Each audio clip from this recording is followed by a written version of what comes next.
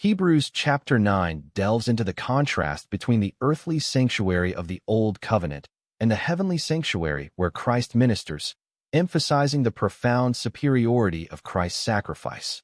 The chapter begins by describing the regulations of the Old Tabernacle, with its two distinct parts, the holy place and the most holy place, separated by a veil.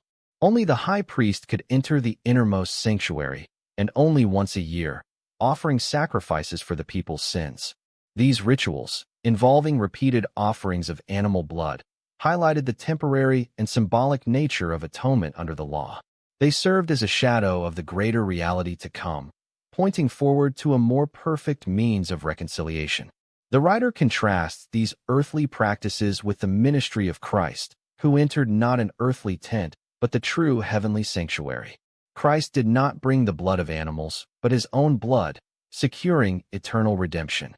This sacrifice is portrayed as once and for all, sufficient to cleanse the conscience and purify the worshiper completely, unlike the repeated sacrifices required under the old system.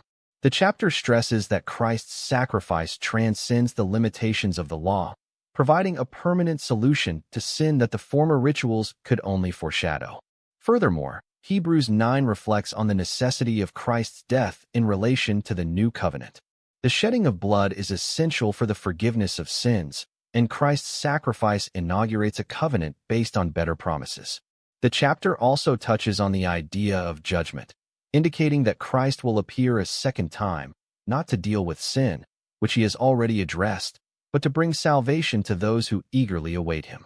Overall, Hebrews chapter 9 presents a profound theological reflection on the transformation from the old sacrificial system to the perfect and eternal sacrifice of Christ, inviting believers to recognize the depth and permanence of the salvation he offers.